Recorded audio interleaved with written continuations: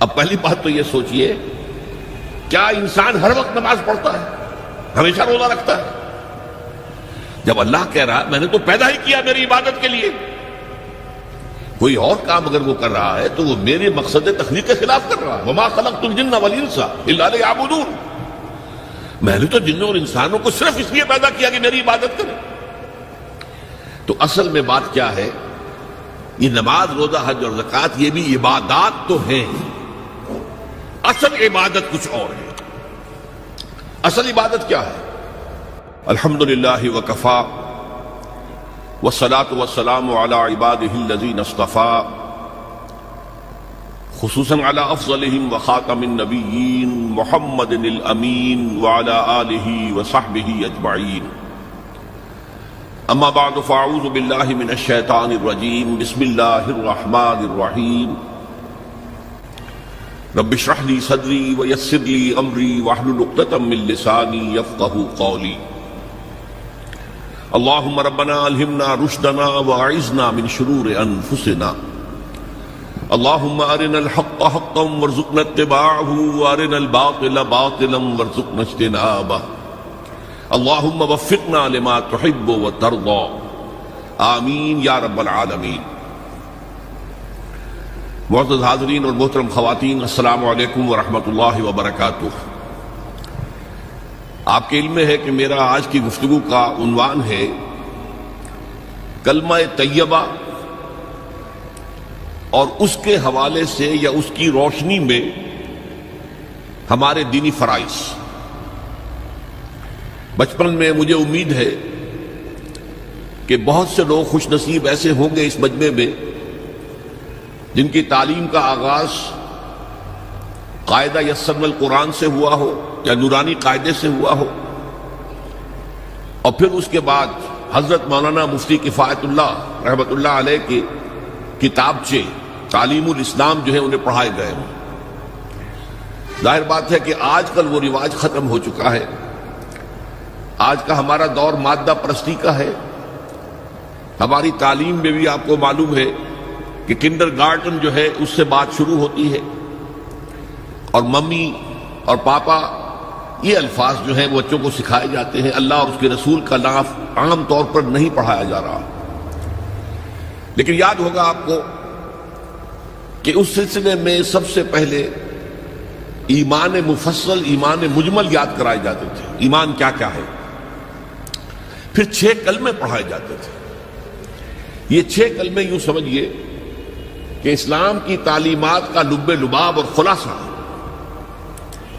ان میں سے پہلے 2 کلمے کیا ہیں جو اہم ترین ہیں؟ کلمہ طیبہ، لا الہ الا اللہ محمد الرسول اللہ صلی اللہ علیہ وسلم۔ یہ مختصر ترین کلمہ ہے، اسے ہم کلمہ طیبہ کہتے ہیں، اور یہ سمجھیے کہ ہمارے دین کی جڑ اور بنیاد اور اساس ہے۔ دوسرا کلمہ اسی میں لفظ شہادت کا اضافہ ہو کر اشہد ان لا الہ الا اللہ واشہد ان محمد الرسول اللہ صلی اللہ علیہ وسلم۔ یہ کلمہ شہادت جو ہے یہ اسلام میں داخلے کا شاہ درا ہے۔ شاہ درا، در کہتے ہیں دروازے کو، شاہ درا بہت بڑا دروازہ۔ جو لوگ دلی سے واقف ہیں انہیں یاد ہوگا، معلوم ہوگا کہ دلی جو ہے وہ جمنا ندی یا جمنا دریا کے مغرب میں واقع ہے، اور مشرق سے جو بھی آتا ہے یو پی سے، اس کو پہلے ایک قصبے سے گزرنا پڑتا ہے جس کے بعد پل آتا ہے جمنا کا، اور اس قصبے کا نام ہے شاہدرہ۔ اسی طرح کا شاہدرہ ایک لاہور میں ہے۔ لاہور جو ہے وہ راوی کے جنوب مشرقی کنارے پر ہے، آباد ہے شہر۔ اب جو بھی پشاور سے، سرحد سے، اسلام آباد سے، پورے پنجاب سے لوگ آتے ہیں تو انہیں لاہور میں داخل ہونے کے لیے دریائے راوی کراس کرنا ہوتا ہے، لہذا وہاں بھی ایک قصبہ ہے جس کا نام شاہدرہ ہے۔ شاہدرہ یہ بڑا در ہے کہ جس سے داخل ہو کر آپ دلی میں یا لاہور میں داخل ہوں گے۔ اسی طرح میں نے عرض کیا کہ اسلام میں داخلے کے لیے شاہدرہ جو ہے وہ ہے اشہد ان لا الہ الا اللہ واشہد ان محمد رسول اللہ صلی اللہ علیہ وسلم۔ آج میں انہی 2 کے حوالے سے آپ کے سامنے کچھ باتیں رکھ رہا ہوں۔ باتیں بالکل بنیادی ہیں، اور میں سمجھتا ہوں کہ آپ کے ذہنوں کے اندر موجود ہیں۔ صرف یہ ہے کہ آپ نے شاید زیادہ کبھی شعوری طور پر توجہ نہ دی ہو اور ان کے بارے میں کہیں گہرا غور و فکر نہ کیا ہو۔ دیکھیے پہلا جز کیا ہے؟ لا الہ الا اللہ، کلمہ توحید ہے یہ، اللہ کے سوا کوئی معبود نہیں۔ اب اس کا تقاضا کیا ہے؟ اور دوسرا جز ہے محمد الرسول اللہ صلی اللہ علیہ وسلم، اس کا تقاضا کیا ہے؟ اللہ کے سوا کوئی معبود نہیں، معبود برحق صرف اللہ ہے۔ اس کا کیا مطلب ہے؟ عبادت صرف اس کی ہوگی، کوئی معبود نہیں اللہ کے سوا، عبادت اسی کی ہوگی۔ اس عبادت کا مفہوم کیا ہے؟ قرآن مجید میں بہت سے انبیاء کی اور رسولوں کی دعوت بیان ہوئی اور نام بنام کہا گیا۔ ان کی دعوت کیا تھی؟ ان اعبدوا اللہ ما لکم من الہ غیرہ، اللہ کی عبادت کرو، تمہارا کوئی الہ اس کے سوا نہیں ہے۔ اس کے ساتھ ہی بعض صورتوں میں ایک لفظ کا اضافہ ہوتا ہے، سورہ شعراء میں ان اعبدوا اللہ واطیعون، عبادت اللہ کی کرو، میری اطاعت کرو۔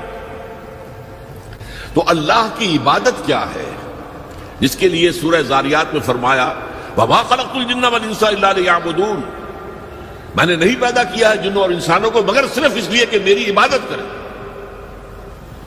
تو معلوم ہوا کہ لا الہ الا اللہ کا تقاضا کیا ہے؟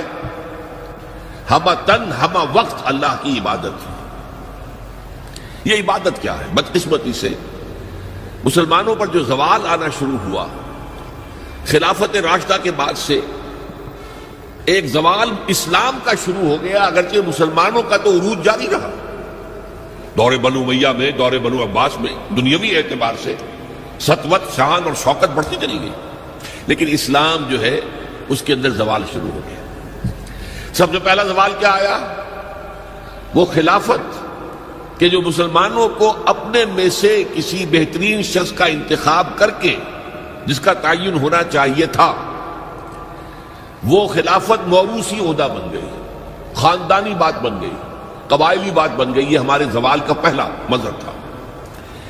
بہرحال اس کے بعد رفتہ رفتہ ہمارے تصورات بھی کچھ محدود ہوتے چلے گئے، ہوتے ہوتے بات یہاں تک پہنچی کہ عبادت کا مطلب ہے نماز، روزہ، حج اور زکوٰۃ۔ اب پہلی بات تو یہ سوچئے، کیا انسان ہر وقت نماز پڑھتا ہے، ہمیشہ روزہ رکھتا ہے؟ جب اللہ کہہ رہا میں نے تو پیدا ہی کیا میری عبادت کے لیے، کوئی اور کام اگر وہ کر رہا ہے تو وہ میرے مقصد تخلیق کے خلاف کر رہا ہے۔ وَمَا خَلَقْتُ الْجِنَّ وَالْإِنسَ إِلَّا لِيَعْبُدُونَ، میں نے تو جنوں اور انسانوں کو صرف اس لیے پیدا کیا کہ میری عبادت کریں۔ تو اصل میں بات کیا ہے؟ یہ نماز، روزہ، حج اور زکوٰۃ یہ بھی عبادات تو ہیں، اصل عبادت کچھ اور ہے۔ اصل عبادت کیا ہے؟ عبد کہتے ہیں غلام کو۔ غلام پچھلے زمانے کا تصور کیجئے، یہ ایسا نہیں تھا جیسے آپ کسی کو ملازم رکھ لیں۔ آج امپلائر امپلائی ریلیشن شپ یہ اور ہے۔ آپ نے کسی کو ملازم رکھا ہے، فرض کیجئے دہاڑی پر رکھا ہے، وہ 8 گھنٹے کام کرے گا، پھر چھٹی کرے گا، اس کے بعد وہ آپ کا کوئی تابع نہیں ہے، آپ کا غلام نہیں ہے، بلکہ آپ کا بھی ایک ہی ووٹ ہوگا، جب الیکشن ہوگا اس کا بھی ایک ہی ووٹ ہوگا۔ تو اصل میں غلام جو ہوتا تھا وہ ہمہ وقت، ہمہ تن، ہمہ جہد، ہمہ وجوہ بندگی کرتا تھا، اطاعت کرتا تھا۔ ملازم کہہ سکتا تھا کہ میرے تو اوقات ختم ہو گئے۔ آپ نے کسی کو رکھا خانسامہ کی حیثیت سے، اور فرض کیجئے ابھی فلش سسٹم نہیں آیا تھا تو بیت الخلاء جو ہے آپ جس طرح کے ہوتے تھے سب کو یاد ہے۔ کسی دن بھنگن نہیں آئی، آپ کہیں اس سے خانسامہ سے کدھر جاؤ بیت الخلاء صاف کراؤ، وہ صاف کہے گا صاحب میں آپ کا، میں تو خانسامہ ہوں، میں آپ کو کھانا پکا کر دینے کا پابند ہوں، میں یہ آپ کا بیت الخلاء صاف کرنے کا تو پابند نہیں ہے۔ کہے گا کہ نہیں کہے گا؟ لیکن غلام نہیں کہہ سکتا۔ غلام تو ملکیت ہے، وہ 24 گھنٹے کا مطیع ہے، جو کام کہا جائے کرنے پر مجبور ہے، انکار نہیں کر سکتا۔ اور آپ کو معلوم ہو ایک اور بات ہونی چاہیے کہ غلام تو خود مملوک ہوتا ہے، اس کی ملکیت کوئی نہیں ہوتی۔ آقا نے کوئی اگر کوٹھڑی دے دی ہے کہ تم رات کو اس میں سو جایا کرو تو کیا وہ اس کوٹھڑی کا مالک ہو گئے؟ آقا نے کوئی چارپائی دے دی ہے اس پر سویا کرو تو کیا چارپائی کا مالک ہو گئے؟ نہیں، قطعاً نہیں، خود مملوک ہے۔ اور پچھلے زمانے میں غلاموں کا معاملہ کیا تھا؟ آقا جب چاہے ذبح کر دے، قتل کر دے، کوئی مقدمہ نہیں بنے گا، نہ 302 کا نہ 304 کا۔ کیوں؟ جیسے آپ کی بکری آپ کی ملکیت تھی، آپ نے ذبح کیا، گوشت کھا لیا، کوئی پوچھ سکتا ہے آپ سے؟ میری بکری تھی بھائی، میں نے ذبح کیا، Who are you to ask me؟ اسی طرح غلام میری ملکیت ہے، میں نے قتل کر دیا، میں نے اپنا نقصان کیا ہے نا۔ میں اس غلام کو فروخت کرتا تو کچھ پیسے مل جاتے مجھے، لیکن اختیار میرا ہے، میں نے اسے قتل کر دیا۔ اس معنی میں اللہ کا غلام بن جانا، اللہ کا بندہ بن جانا۔ یہ بندہ جو ہے یہ فارسی کا لفظ ہے، عبد عربی کا لفظ ہے۔ عبد سے عبادت بنا، بندے سے بندگی بنا۔ چنانچہ شیخ سعدی کا شعر ہے مشہور، جو مسجدوں میں پہلے لکھا جایا کرتا تھا۔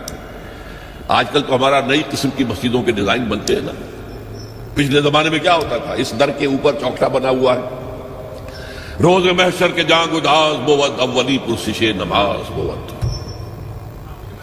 وہ قیامت کا دن جو بہت سخت ہے، پہلا حساب نماز کا ہوگا۔ اور یہ شعر میں لکھا ہوتا تھا، زندگی آمد برائے بندگی، زندگی بے بندگی شرمندگی۔ یہ زندگی ہمیں ملی ہی بندگی کے لیے ہے، وما خلقت الجن والانس الا لیعبدون۔ تو اگر ہم بندگی نہیں کرتے اللہ کی تو شرمندگی ہی شرمندگی ہے، گویا کہ ہم اپنے مقصد تخلیق کو تو پورا نہیں کر رہے۔ آپ نے قلم بنایا تھا لکھنے کے لیے، لکھتا نہیں ہے تو اٹھا کے پھینک دیں گے، آپ اس کو کوڑے میں ڈالیں گے۔ لہذا انسان کی تخلیق اور جنوں کی تخلیق بندگی کے لیے ہوئی۔ زندگی آمد برائے بندگی، زندگی بے بندگی شرمندگی۔ یہ ہما وقت، ہما تن، ہما وجوہ، ہما جہد اللہ کی اطاعت، یہ ہے عبادت۔ اس عبادت کے لیے عبادات ہمیں دی گئی ہے۔ جیسے یہ اگر کھڑا ہوا ہے شامیانہ تو آپ نے دیکھا یہ جو بانس کھڑے ہوئے ہیں، یہ عبادت جو ہے اس کی چھت سمجھ لیجئے 4 ستونوں پر کھڑی ہے، نماز، روزہ، حج، زکات۔ نماز کس لیے؟ تاکہ 5 مرتبہ تازہ کر لو اللہ سے عہد بندگی، ایاک نعبد و ایاک نستعین۔ کہیں بھول مت جانا، صبح ہوئی ہے پہلے اپنا اللہ سے بندگی کا عہد تازہ کر لو، پھر دکان پہ جانا، پھر دفتر میں جانا، اور پھر دوپہر میں پھر نکلو، پھر تازہ کرو۔ وہ آپ کا لنچ آور ہوگا لیکن اس میں اللہ کو پہلے یاد کرو۔ پھر جب بہت زیادہ ایکٹیویٹی کا ٹائم ہوتا ہے شام کا، پھر یاد کرو اللہ کو عصر کے وقت، پھر مغرب کے وقت، پھر رات کو عشاء۔ 5 دفعہ یاد کرو اقم الصلاۃ لذکری، کہ تمہیں یہ بات یاد رہے کہ ہم اللہ کے بندے ہیں اور ہمارا کام بندگی ہے، ہما تن، ہما وجوہ، ہما وقت اللہ کی عبادت۔ روزہ کیوں دیا؟ تاکہ نفس کے اندر جو شیطنت ہے، ان النفس لامارۃ بالسوء، اس نفس کو کنٹرول کرنے کی عادت ہو جائے۔